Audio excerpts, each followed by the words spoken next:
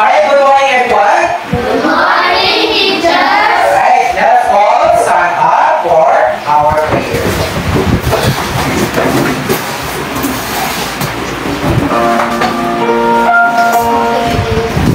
Bow your head and let us pray. Dear Jesus, show me how to spend this day sharing your love in every way. Help me to be kind to everyone, to play and love and have lots of fun, shining your light and giving your grace, sharing your joy, and smile on my face. Angel of God, encourage and dear, from God's love, come you to me here. Ever this day, be at my side, light and guard, rule and guide. Amen. But before you take your seat,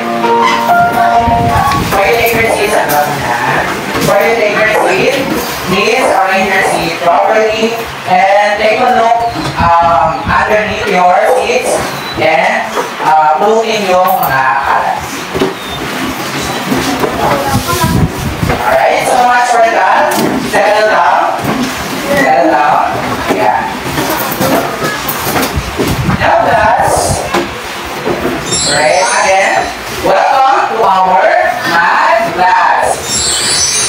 I have prepared here some set of number problems and I want you to answer each question. Just raise your hand if you want to answer. Do not answer immediately for rules. And be reminded that do not laugh at your classmates if they got a wrong answer. Is that clear? Is that clear? Yes. Okay, very good. Who wants to answer number 1? Okay, Chantal. Alright, let's see if you got the correct answer. What is your answer again? Okay, let's give a clap for Chantal. Okay, the next is, what to answer next? Okay, Joseph. 270. Okay, let's see if you got the correct answer. Okay, give a clap for Joseph. Wow, you all seem to have a good attention for our discussion. Next is number 3. Who wants to answer number 3? I need another hand. Yes, Mr. Byrne. Okay, let's see if you got the correct answer. 697. Okay, you got the correct answer. Please give it a clap.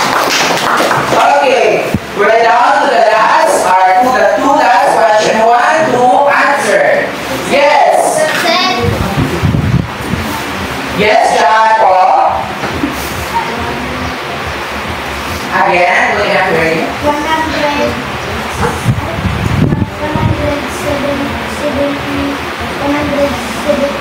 Okay, 176. Let's see if you got the correct answer. Wow! Give it a clap. Okay, we're down now to the last question. You want to answer number 5? Yes. What's your name? Next one. 988. Let's see if you got the correct answer. Wow! You got the correct answer. Please give a clap. So this is adding a whole.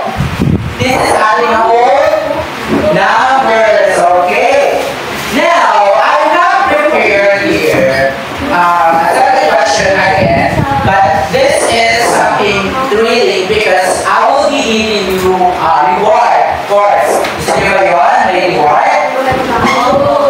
Okay. But before that, I'm gonna teach you some exercises. Okay?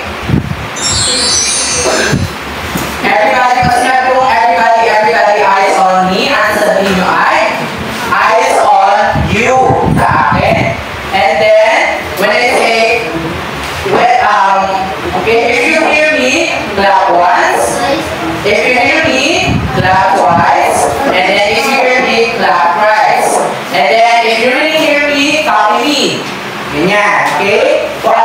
gagawin ko. Okay, everybody, eyes on me. Eyes on you. If you hear me, clap once. If you hear me, clap twice. If you hear me, clap thrice. And if you hear me, clap me. Wow. Very good. Alright, so as we speak, I have prepared a set of questions. And all you have to do is to provide me the correct answer of each question. Are you ready? Yeah. Okay. Now let's start. Who will answer number 1? Okay, shuttle again. Let's see. Acute angle. Is she right? Is she correct? Let's see. Wow! Give him a clap. And as I promise, you will receive a gift.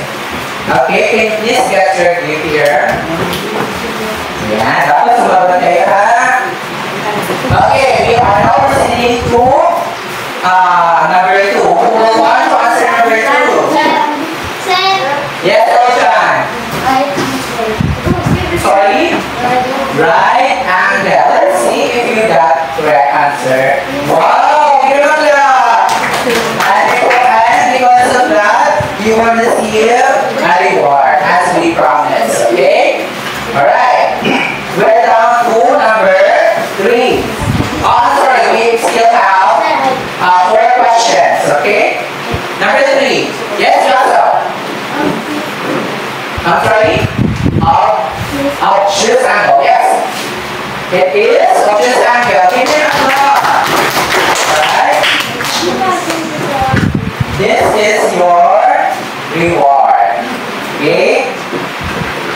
And now, we are down to the thrilling questions now. What is the degree and measure of acute angle? Yes, Janko. Yes, Janko. 20 degrees. I'm sorry? 20 degrees. Don't get the answer. That is 90 degrees. Okay, let's see if you got the correct answer. Give them a clap. Alright, because of that, as we promised, you will receive your reward. Okay? We're now down to 2 last questions. Who wants to answer number 2? I need another hand. Okay. Elga.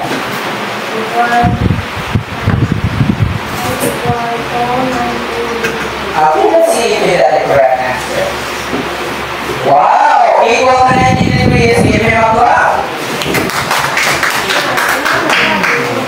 Okay, we are down to the last question. Yes, Azim. Between 90 degrees and 180 degrees. Is he right, Chantal? What is the answer? Between 90 degrees and 180 degrees. Okay, you both are correct. Because of that, you will receive a reward. Okay. This will serve as your material for the upcoming school year. Nagamit nyo ba yan? Okay? So, thank you so much for your participation and I appreciate your active participation. Okay? Gusto nyo ba ng kwento? Gusto nyo ng story time? I know how really you are excited hearing the story of my friend. I actually have a friend named Tommy. He's having a hard time or a problem determining or identifying the decimals in real life. Now, I will read this whole story. Okay, I want you to listen attentively. But before that, I want you, I've given you the class rules before we proceed. First, see it properly. Second, do not make noise that may interrupt our class. And of course, the last one is take note of the important details because I have prepared here a few questions that you will need to answer. Okay? Is that clear, class? Okay. Now let's start reading the story. Entitled Tommy's Decimal Dilemmas. Let's start. Kita ba niya sa diba? Alright. So this book is dedicated to students who love math. Raise your hands. All of you? You should love math because math is useful every day, okay? Alright, you should start this day loving the subject of math, okay? Right. So once upon a time, like town called Decimaville, lived a bright and curious boy named Tommy. What is the name of the character? Tommy. Alright, very good. Tommy loved numbers and enjoyed counting everything he saw. But there's one thing that puzzled him. Decimals.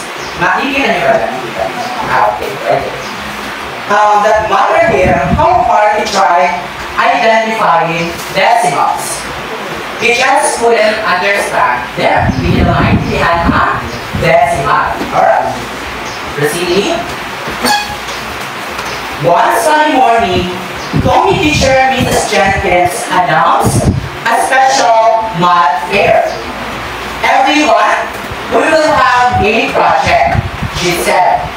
Tommy, I want you to find a way to explain decimals in real life. I know you can do it. Okay. That afternoon, Tommy sat under the big oak tree in his backyard, thinking hard. Suddenly, his little sister Lily came running over with an ice cream cone. Tommy, look! I got this for only 2 pesos and 25 cents at Mr. B.M. store.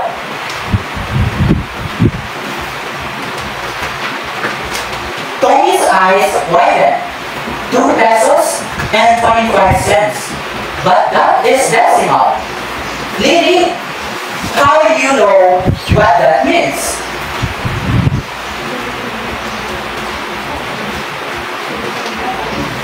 Lily giggled. It's simple, silly. A 2 pesos is a whole, and 25 cents is just a part of a whole. See? It's like 2 and 0.25. See? Tommy scratches his head. So, it's like a whole pizza, and 25 cents is a piece of that pizza. Lily nodded. Exactly. If a whole pizza is 99 pesos, then 24 and 75 cents is only 1/4 of this pizza. It's like 24 pesos and 75 cents.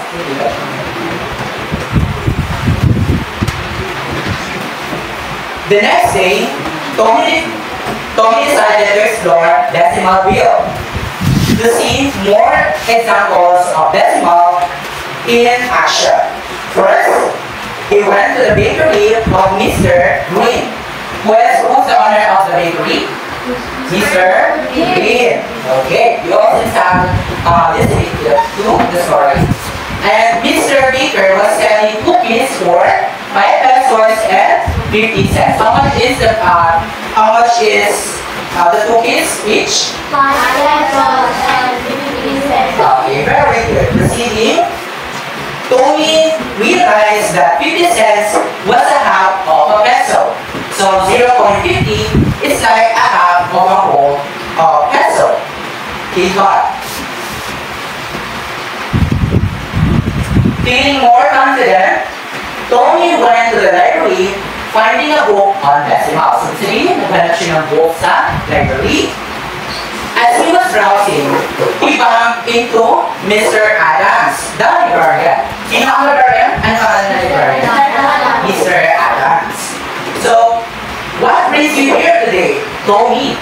He asked, I am trying to learn about decimals for the math fair. Tommy explained.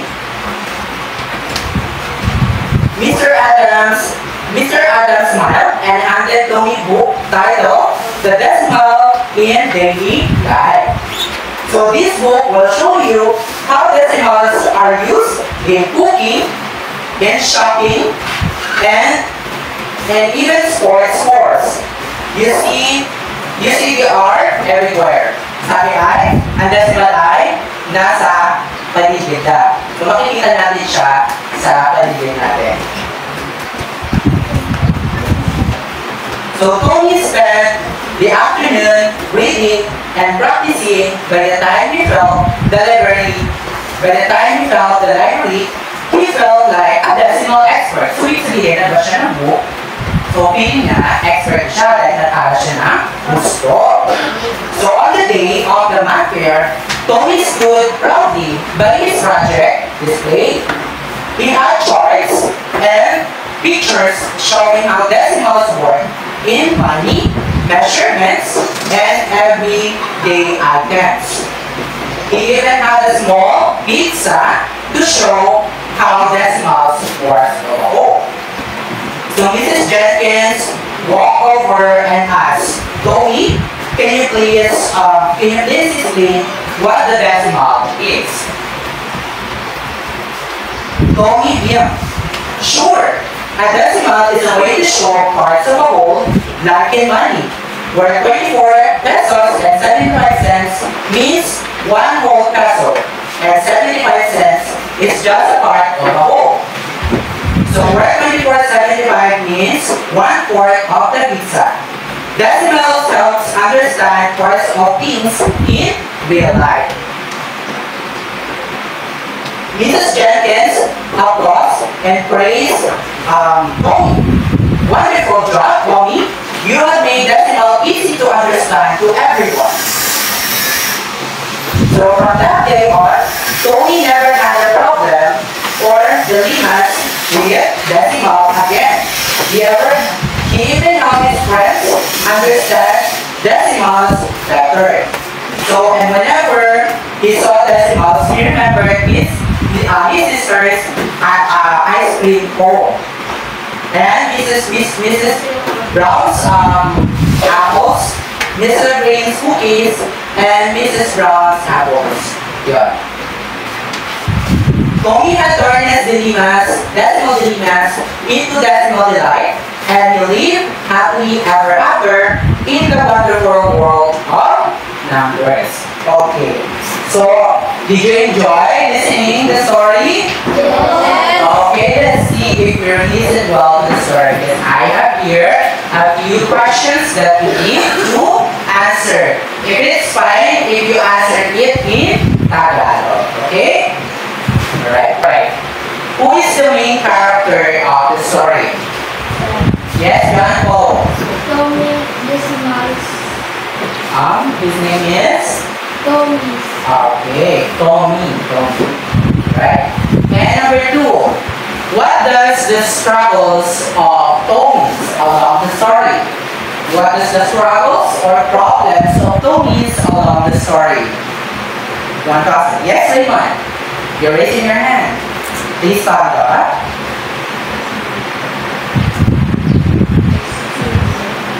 Sorry. Number. What about the number? Can you please help Raymond? Yes, Joseph. Yes, having a problem with decimals. Alright, very good. Right, we're down to 2 set of questions. Who among you know decimals? Who among you encounter decimals? Can you please give one example of decimals? Where you can find decimals? Okay, I'll give examples. Decimals can be found in peso bills because there is numbers. Now, who can give me an example of decimals in real life? Want to answer?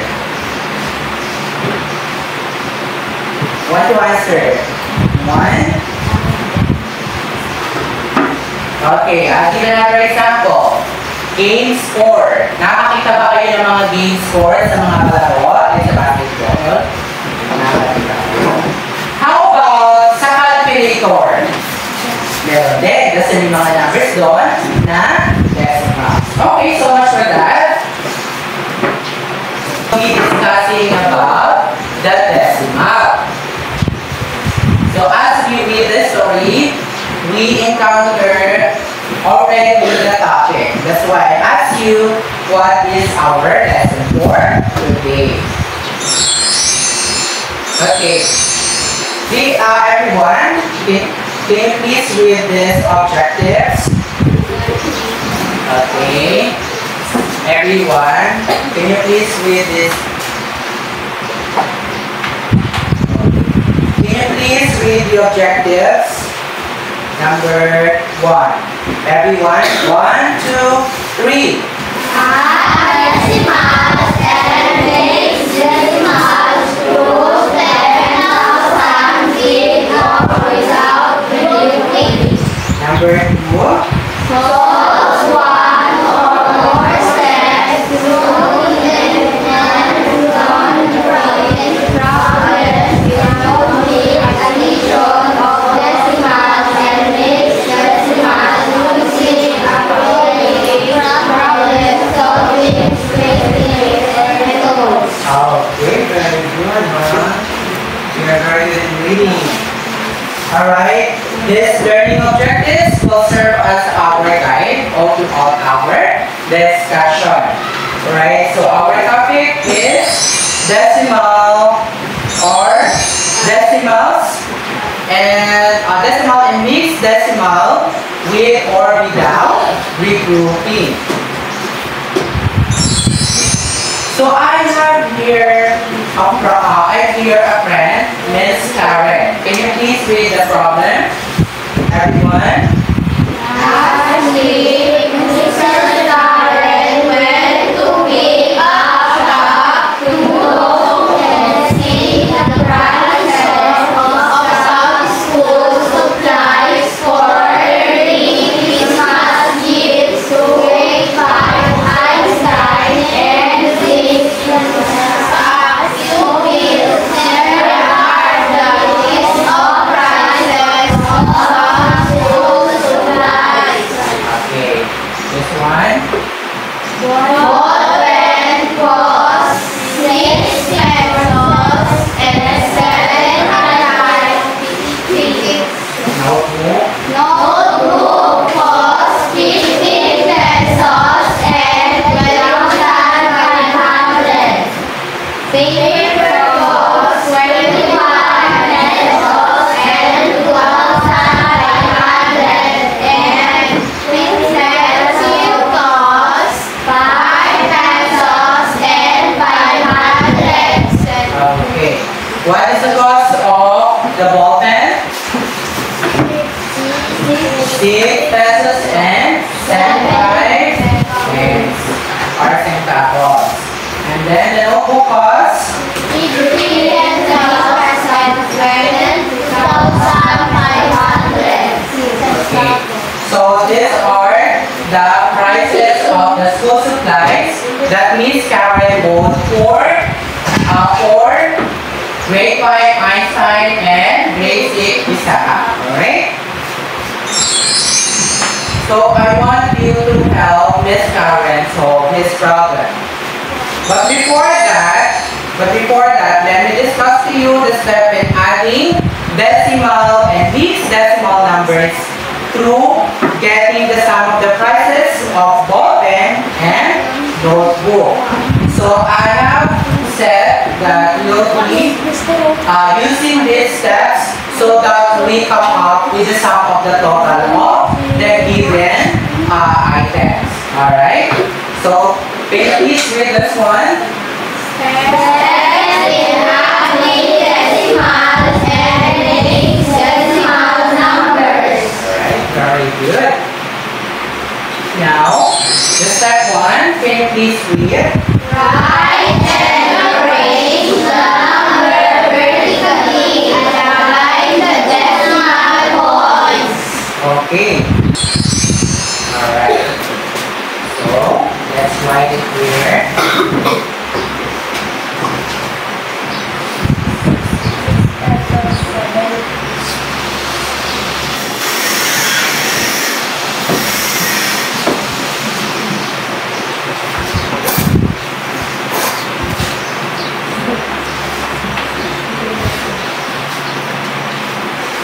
Nakikita ba dyan?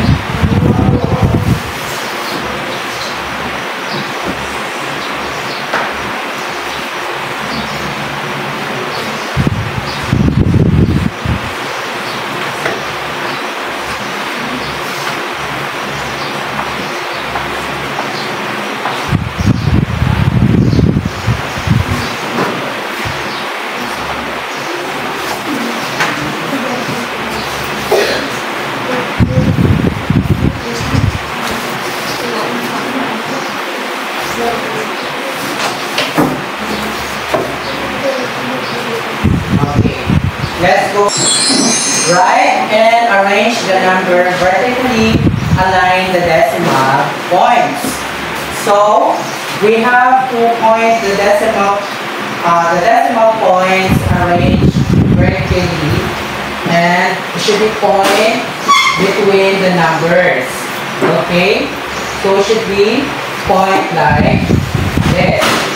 And how I write the numbers?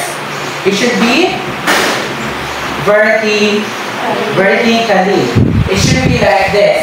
You're not gonna write the letter or the numbers like this.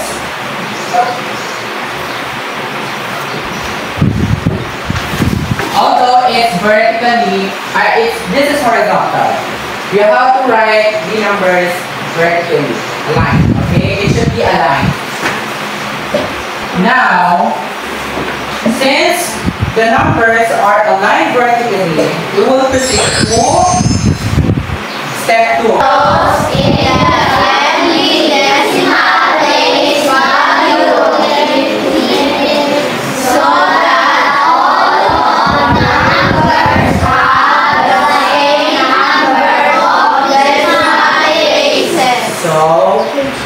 To simplify, we will put zeros on the missing place of that verse. So we will add 0 here to complete the set of numbers. Right? So we are identifying, or we are getting the sum of the total 2 items that is shown here. Again, what is the 2 items? Okay. Now, since we fill the 0 place on the missing place, right on the first set of numbers, we will proceed to step 3. Can you please read? Add numbers from right to left. Okay. So this time we will now compute. We will now add one by one the numbers so that we can proceed, or we can get the sum of the total cost of these 2 items. Now, it says here from right to left. Where is your right? This is right and this is left. So we will be proceeding computing each number's right to left. Okay? So 0 plus 0. 0. Of course, we'll bring down 0 here. 0 plus 0? 0. Of course, we will bring down 0. How about 5 plus 1? 10. What we will do to 1? Carry 1. And bring down 0. 7 plus 2 plus 1? 10. Okay. And then carry 1. 6 plus 5? 11. 6 plus 5? 10 plus 1? 12.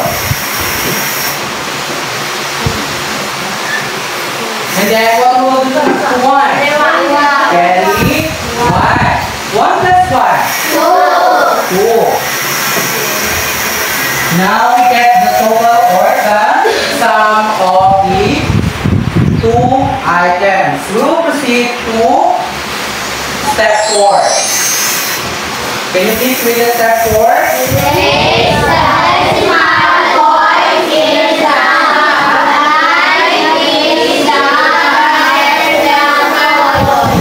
Okay, it says there,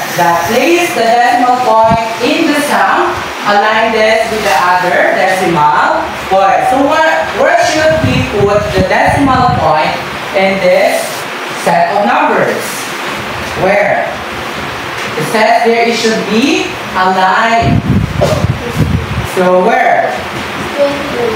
It would be between 22 and 0.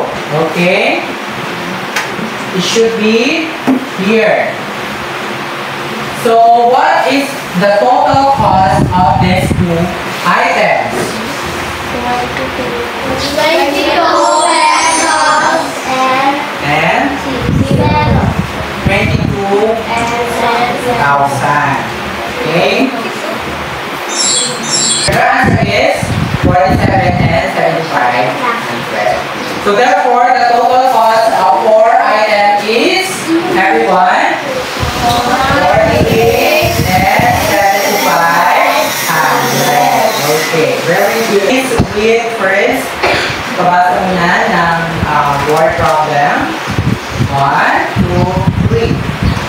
They will decided to go to Sunset Cathedral in January by riding on a motorcycle. For the first 1 minute, we record that the map traveled 0 and 437 kilometers and 3 and 6,112 kilometers for the next 10 minutes. What is the total distance traveled by Jerry for 11 minutes? Okay. So for you to understand how we're going to do is we will, of course, we will be using addition method. Okay? And what is the given here in the problem? What's the given?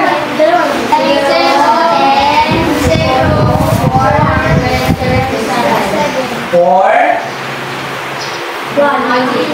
So 1 minute, ang first 1 minute daw, ay na-record ni Darrell ang kanyang travel ng 0.0437 kilometers. And then the next given ay 3 and 6,000 kilometers for okay. The only thing that you're going to add is the given. The first given and the second given. So for you to get the 11, the sum of the 11 minutes traveled by Darrell. So in 11 minutes, nakapag-travel si Darrell ng 3,654 kilometers. Okay? So now I have here another problem. For us to deepen our lesson or our discussion, I have here a friend Lina who's having a problem completing his daily allowance for a week. So the main problem is a week allowance for 1 week. So to solve the problem above, follow the steps. So what is asked in the problem? What is asked in the problem? Ano ang tinatanong sa problem? Ano ang meron sa allowance? Ano ang tinatanong? Sige nga, Adel. How much will she save from her daily allowance for 7 days? Alright, that is the problem. You're also correction, girl. And what are the given facts? Ano yung mga naibigay doon sa problem? Bago niyo siya masagot. Ano mga given doon sa problem? 45 For Monday. And how about Tuesday? 38 pesos and 75 on 75 cents. And on Wednesday, how much? 42 pesos. Okay, 42 pesos. And for Thursday, 45 pesos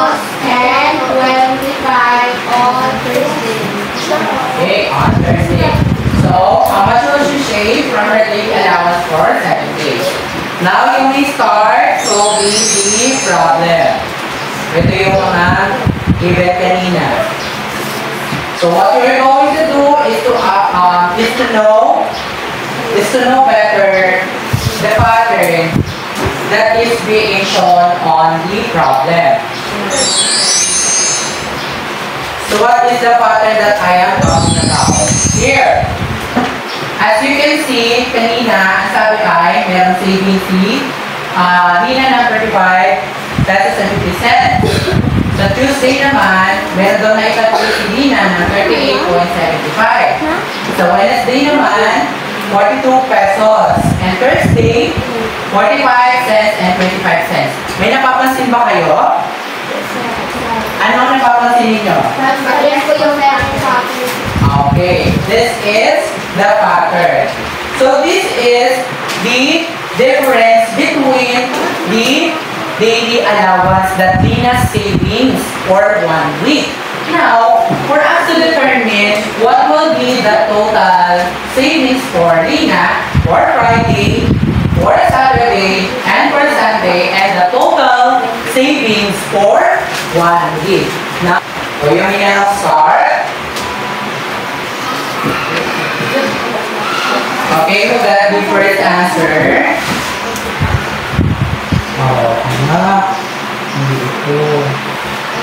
Okay, what is required on the problem? Okay, let me see. Let me check if you guys the right answer.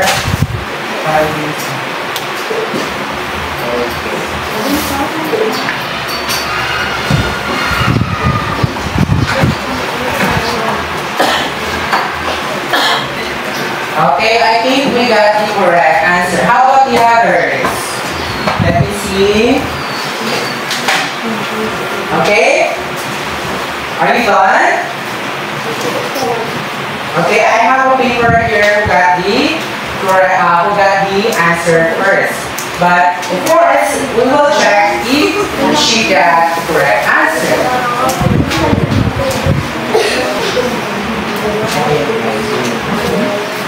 Okay, so much for that. Thank you so much for trying. So let's see if they got the correct answer. Okay, since we have the same pattern, you will get the total cost of each or between of the days that Lina saved for her allowance in the week. So in Monday, given 35 pesos and 50 cents, she had 3 pesos and 25 cents, and she got 38 and 75 cents savings for Tuesday. And then the next day, she had again 3 pesos and 25 cents on Tuesday. So she got how much? Everyone? 42 pesos, and that will serve as her savings for Wednesday. And then the next day, ano kasi na Wednesday? Thursday. Ngayon, nag-calculate siya ng 3 pesos and 25 cents. Kaya nakabuo siya ng 45 and 25 cents for Thursday. And then the next day, she had 3 pesos and 25 cents. So she got 48 and 50 cents savings for Friday. And then the next day, she had 48 pesos and 50 cents. She had 3 pesos and 25 cents. So she got 51 pesos and 75 cents savings for Saturday. Okay? Saturday, nag-agree siya na 3 pesos and 25 cents. Kaya nakabuo siya na. Everyone? Savings for Saturday. And then the next day, she had 3 pesos and 25 cents. So she got a total of 55 pesos savings for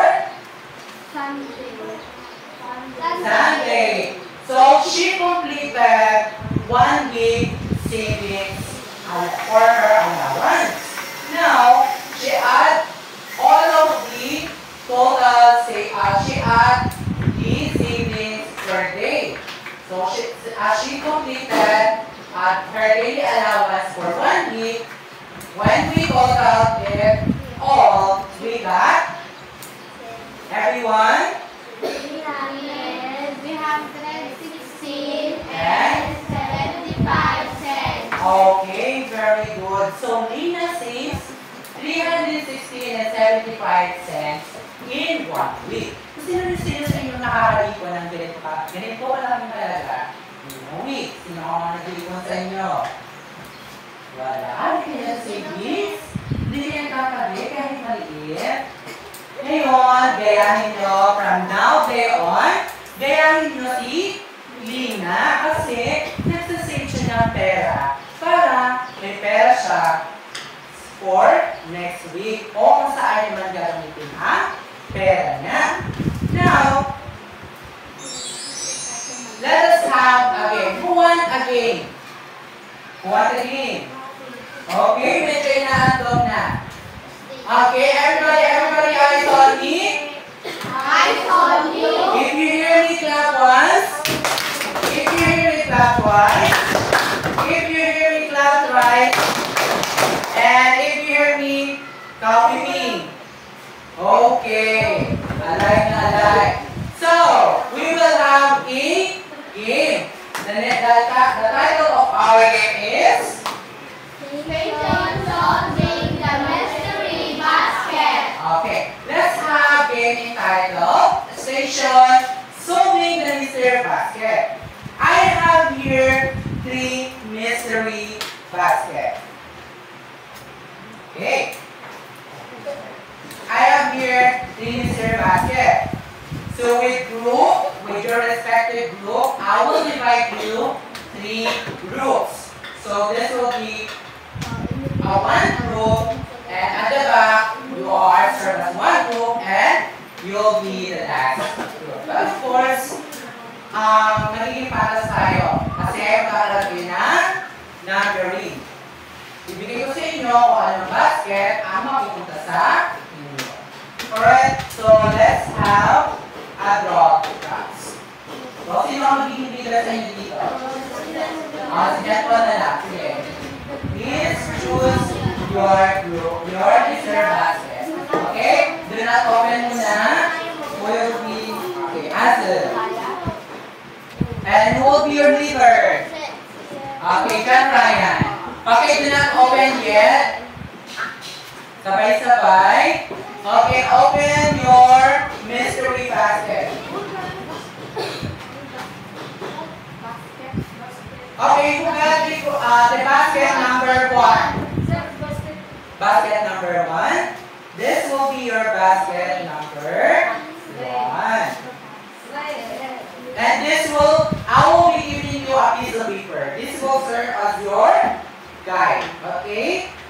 This will be your basket 1. And do not, huwag mo na kalaro na ha. Hindi mo na sa picture. Okay? Who got the basket number 2? Alright. I'm sorry. I forgot your guide. Alright, this is your basket. And the last, of course, John. Oh, this is your mystery basket. Okay, kailangan matutulungan tayo lahat, ha? And then, meron ako dito may prepare na susulatan ninyo. Okay, group 1. Which group 1? Group 1. Okay. Group 2. Okay, and group 3. Okay, mana si teacher ha? Ang instruction. Wow. Ay, ito. May nagkakaroon sa mga. Ilan na kami nagkakaroon ko sa inyo na? Ha? Okay, please wait for my instruction. Ayun yung magiging guide. Alright. So this will be your instruction. Everybody, please read the instruction. instruction. Everybody, please listen.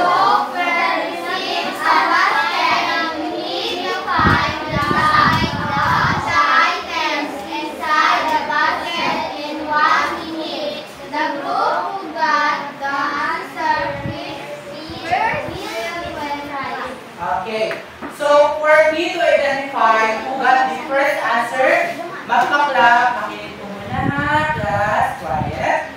Ganito ang gagawin. Ngayon, itutotal nyo ang items na nandiyan sa inyo. Makinig po na let's try yan. Makinig po na. Ang gagawin ay, di ba, may items kayo. Ngayon, meron akong binigay sa inyo na guide. Ito-total nyo ang sum ng lahat ng item. Okay. Ito-total nyo lahat ng items and then, kapag tapos na kayo, pabalakpak lang kayo na 5 beses. Okay? Paunahan po ito ha. And, yeah. Ha? O, dito. Alright? Alright, I will be giving you 2 minutes to finish the game. Okay, you may now start. Tapos ito.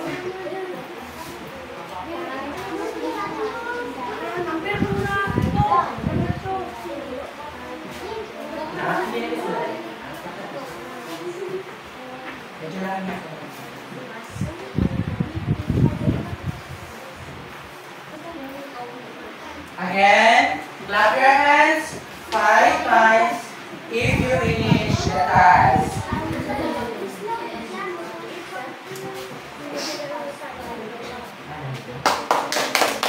Okay, we got the first group. We'll just wait for the other group. But of course, kayo una mag-listen. Dapat, sino ang sa inyo ang mag-listen? Ito na, sige dalawa.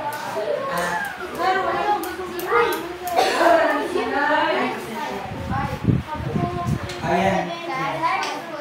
Ha?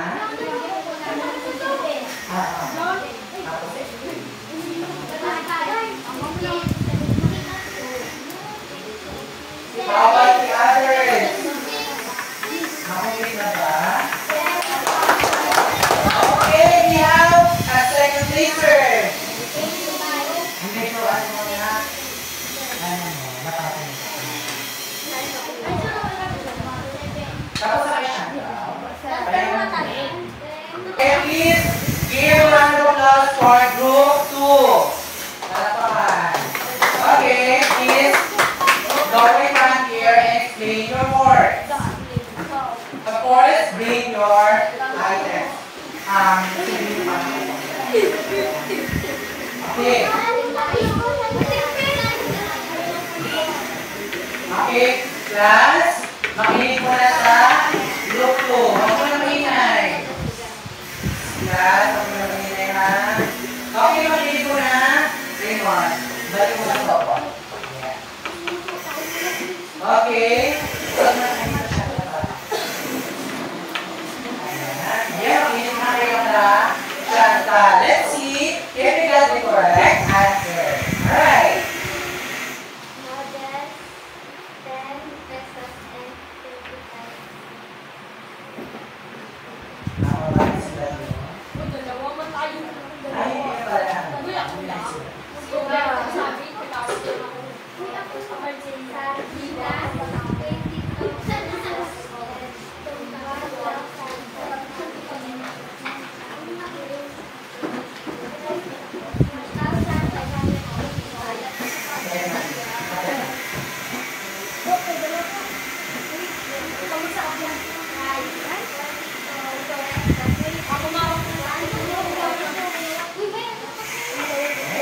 So, what is the sum of your of the items you got?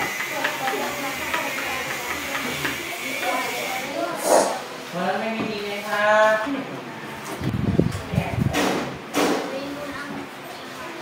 Makinig mo na. Alright. Go, Chantal. Explain your work.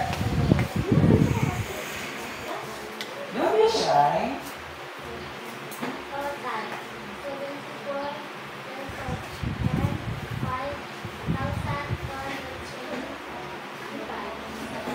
Okay? Let's give a clap for Chantal and her groupmates.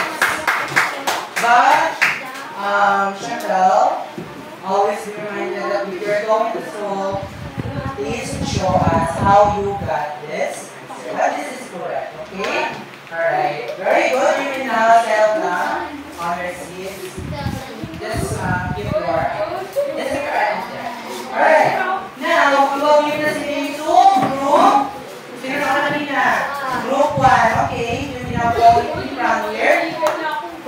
Sino pwede tumula sa kanya? Okay, Raymond, please.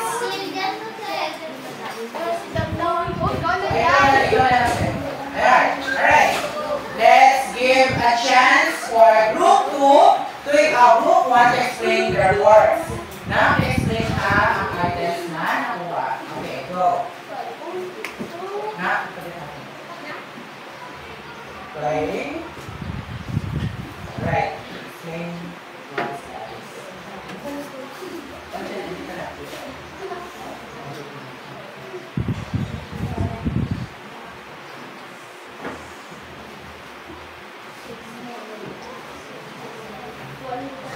Alright, you may now explain what items you got on your basket.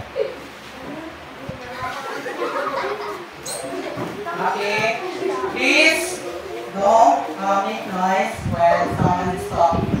Okay? Alright, you may now explain your word. So what items you got?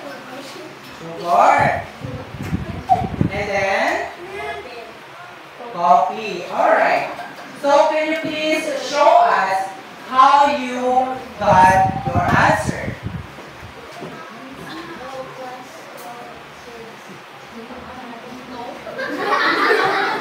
Okay, don't laugh at your classmate, okay? Okay na, dito ka mag-answer. Tapos pag explain ka,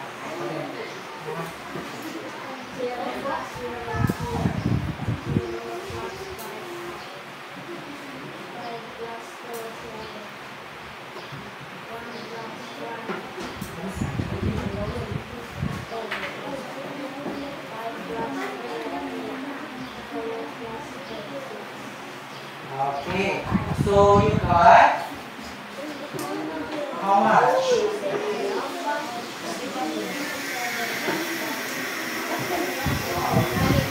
Next, here down below, 5, yes, that is okay. 5 plus 2, 7, 1 plus 1, 2, decimal point, 5 plus 3, 8, dito na, no? 8, ito. So 4 plus 3 is 8 and 4 plus 2 is 6. So you got 68 and 2,750 the total cost of the items you got. Alright, please give a round of applause for these groups. Alright, we're now to the last group. Yes, that group. Sino ang kasama? Okay, you may now go in here and play the work. Alright, everyone. Don't be please quiet. Okay? Let's finish the last group.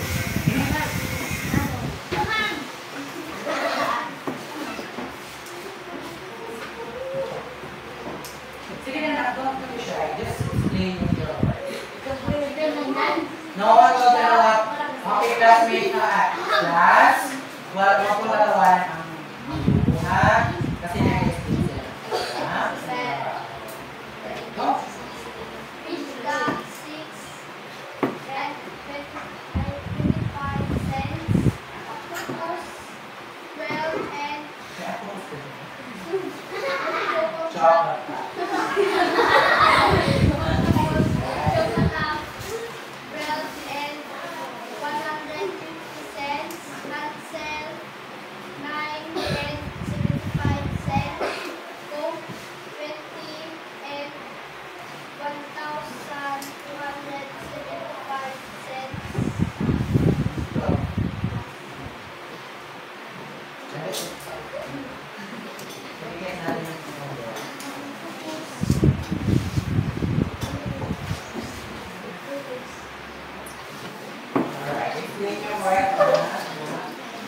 Okay, please listen to the group.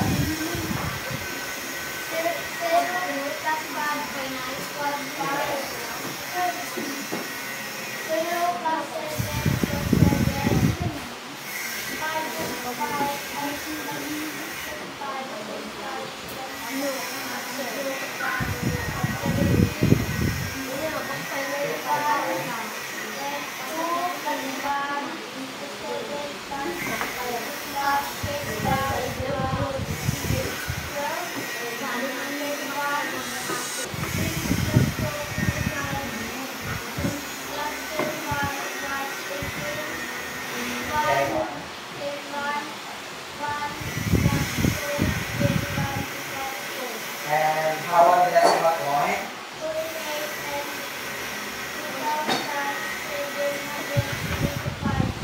Okay, very good. And let's see if you point okay, class.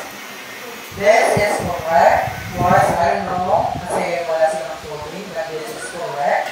Always remember that you should combine what do you call this one? Decimal point. But you are correct. Let's give them a round of applause with her confidence part. Now, we are now down to class 15. We have an activity, sum and up. Of course, to the same group na yan. Ito lang ang group 1. Anong group to? 3, group 2, and group 1. 1, 2, 3. Yan ang group nyo. So, this will be the instruction. Since you are already divided into 3 groups, there will be 3 stations. Class, gamitin na. Okay, kung lang yung teacher. So, mayroon akong pinakita sa inyo, tatlong station. Ano nga yung first station? And then, the second is? And then the last is? Butik. Butik or pilihan ng mga gamit. Iba po ang gamot. Ang tawag na ay butika. Okay? So, each of the group will be assigned to the station.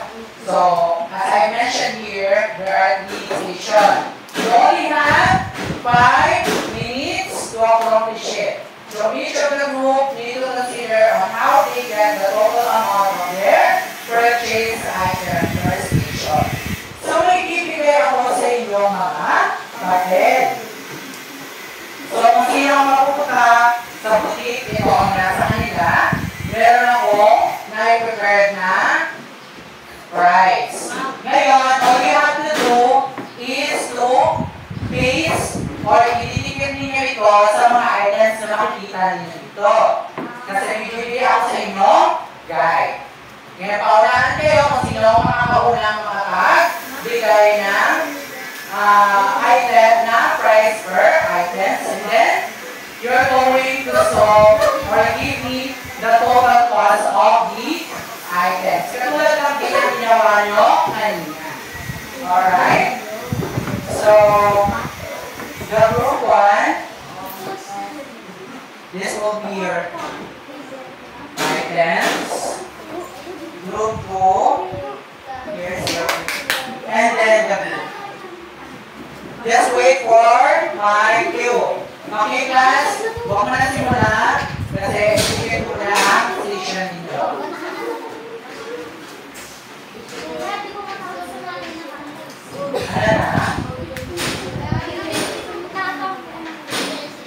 Pwede ko lang tanggalin itong mga anak. Pwede na. Hindi, dito tanggalin mo na yung tanong ko. Oo nga, dito ba ba?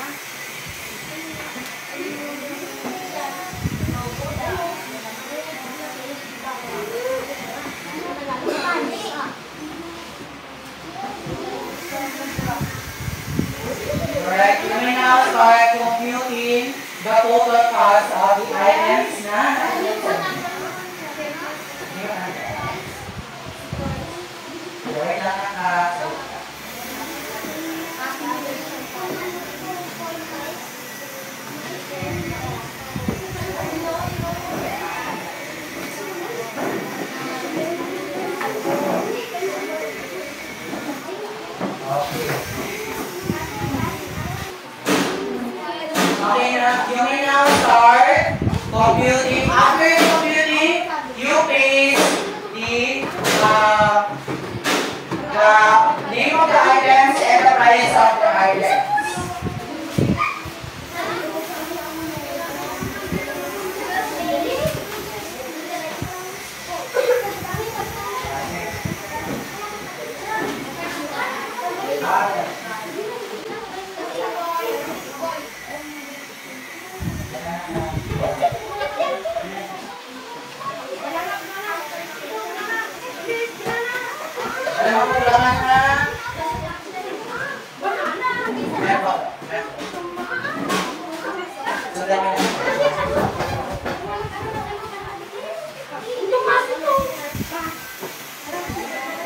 Okay, again, kung sino ang unang makakatapos ay pumalakpak na 5 beses.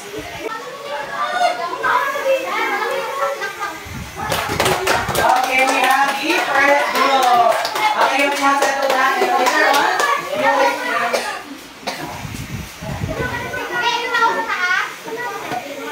Okay, later on, you prepare your competition and how much you have in your hand.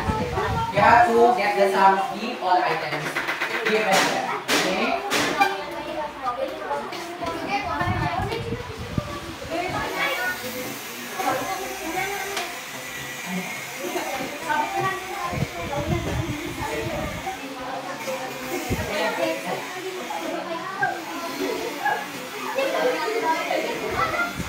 Malakpak ng phone ng beses. Okay. We have the second group who have finished the task. Okay, later on, you will explain how much the sum of the items you have. Okay? Doon na ginawa na nila.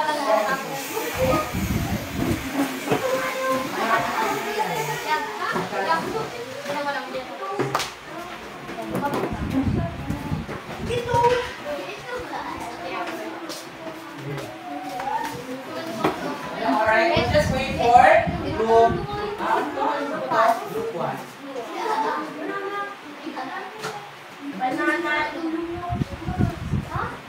Matawag.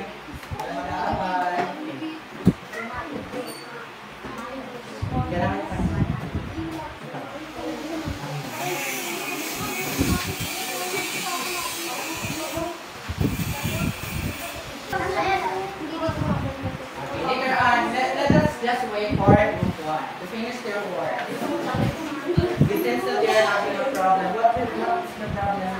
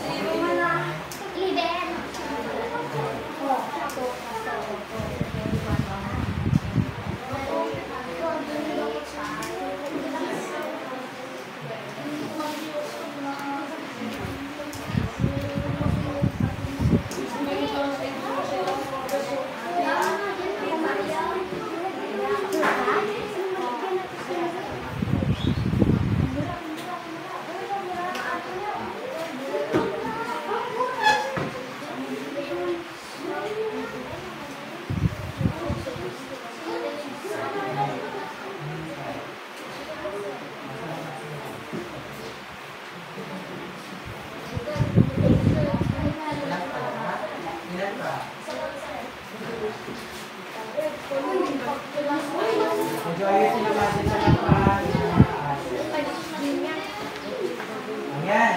You may start completing the total amount or the total of the items you bought in your station. Okay. Okay, yan. Okay, you may now start getting the sum of the items here in the at makikita mo na. Okay, Chantal, go.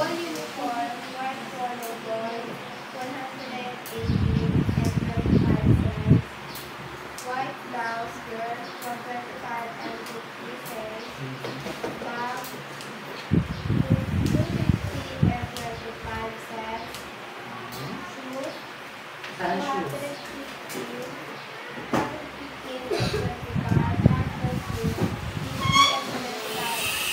Something yung answer sheet.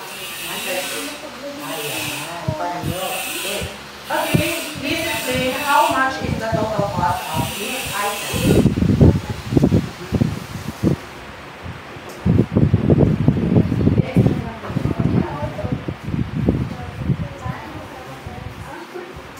Okay, makinig mo na. How much is the total cost?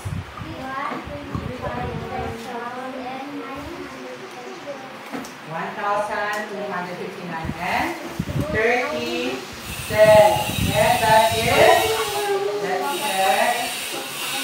Okay, that is correct. Give a clap for group 2. Okay, we will be proceeding to the second group. Sino nga una kanina? Sumunod sa group 3. Okay.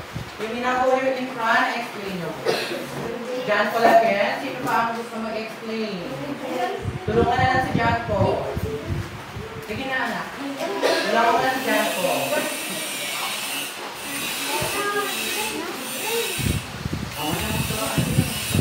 Sige na, anak. Si John Paul na ang mag-explain. Samahan lang siya. Okay, saan ang station nyo? Anong station nyo? Gas station. Familiar ba kayo sa gas station? Very good. Alright, John Paul, explain your board. Dito lang ako. Dito ka naman ako. Yan. Alright, please explain your board. Gasoline, 69 and 90 cents. Diesel, 58 and 54 cents. Gas, 68 and 90 cents. Okay, so that is the items that we got. And how about the total cost of the items you that is being assigned to you? How much?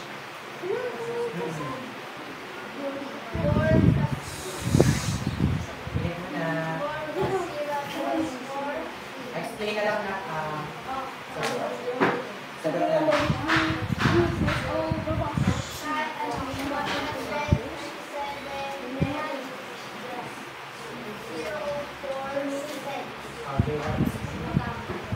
Also, this is how you read it, huh? It's 197 and 4 cents for 3 liters. Because 1 liter for gasoline, 1 liter for diesel, and 1 liter for gas. And you got the correct answer. Please give them a round of applause. Now, we are now down to now stand here in front and explain your words. Rana B, ikaw naman. Explain naman kayo. Dalawa kayo ni John Ryan. Ayan. Okay? Please explain the items na napunta sa inyo. Explain first. Ano yung mga items?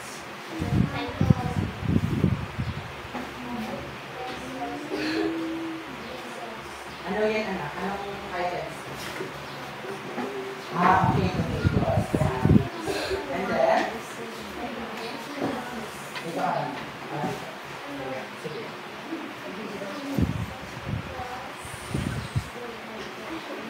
Squash. Para mali yata ang squash.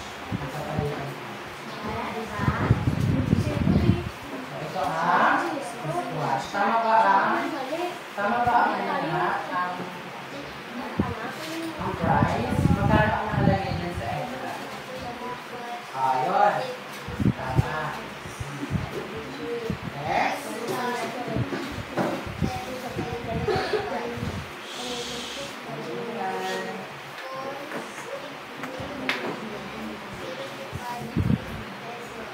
Ano yan? Ay, 4 rupees. And then,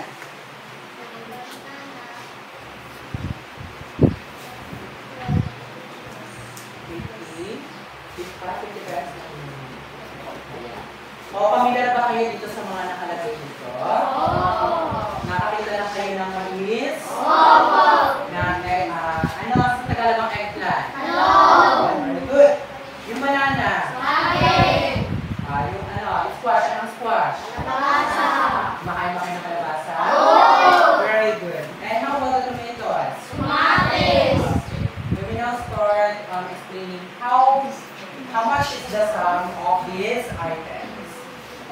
Yung sagot niyo na.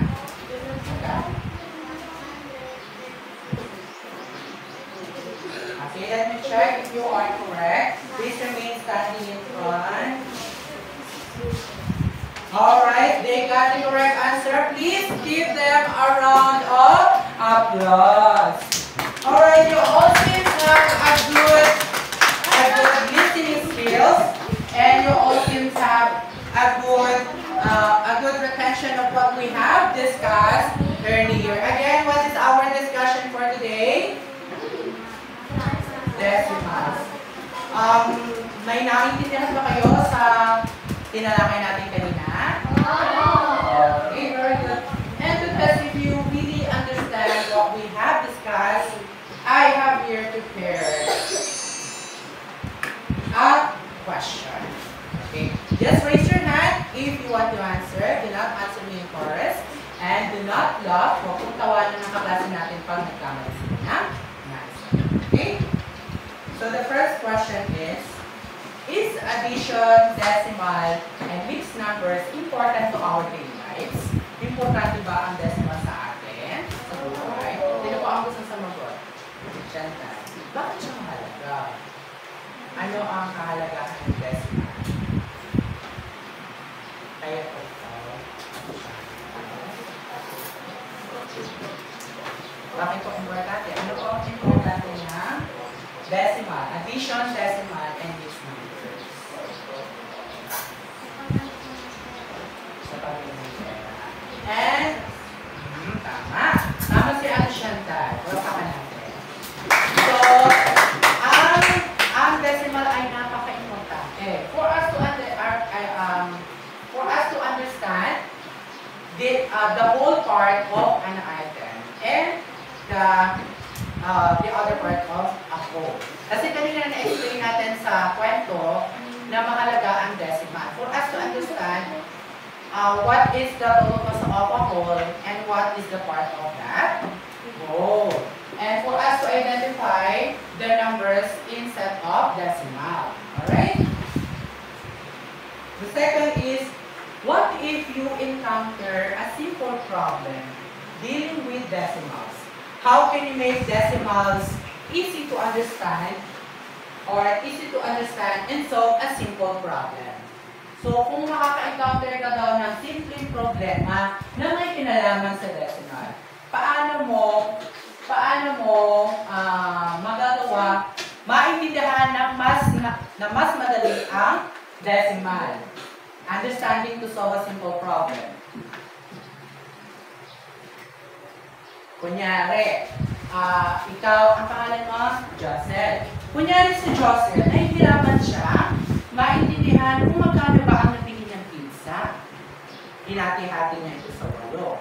Ngayon, hindi niya maunawaan kung magkano ang by part. Kasi wala yun. Hinati niya sa 8. Hindi niya maintindihan kung magkano ang per piraso. Ngayon, ang tanong dito, what if you encounter simple problems dealing with decimal? Paano mo gagawin? Mas madaling maintindihan ang decimal. Paano? Kanina, tulad ng ginawa natin, paano na ba maintindihan ang decimal? Sige nga, Chantal.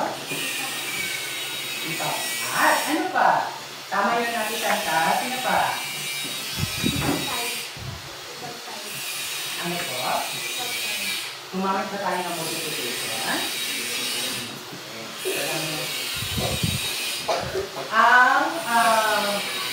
Pag naka-encounter kayo ng simple problem, of course, you have to identify what are the costs of the items that you are encountering. Like, for example, kung mamili kasi sino man nakarating sa inyo sa bayan?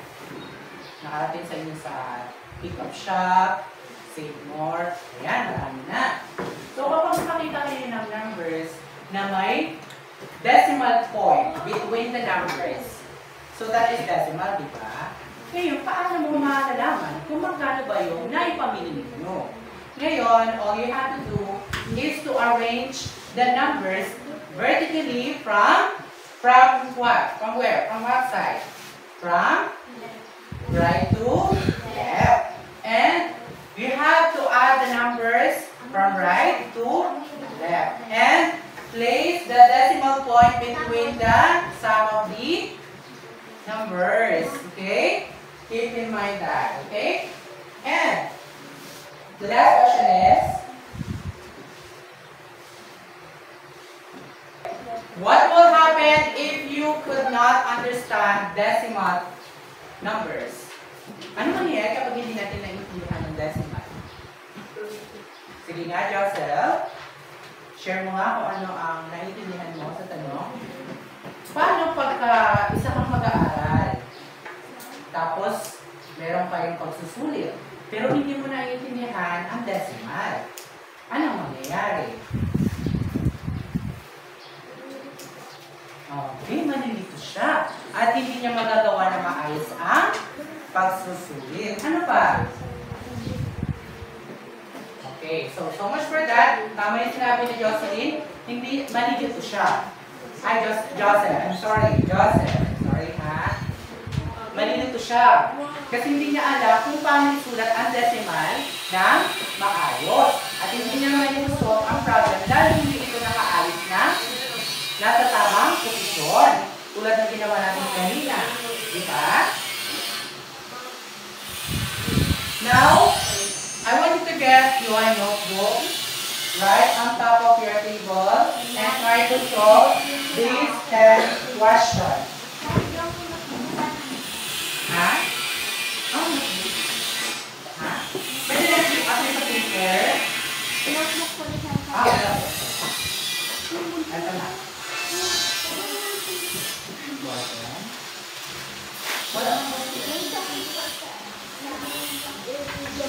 Okay, please start solving the problem 1 and 2, 3 and 4.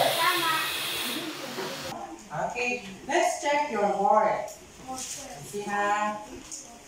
Okay, please exchange your papers with your seatmates. How about number 2? What is your answer? A or B? Let's check. Okay. Number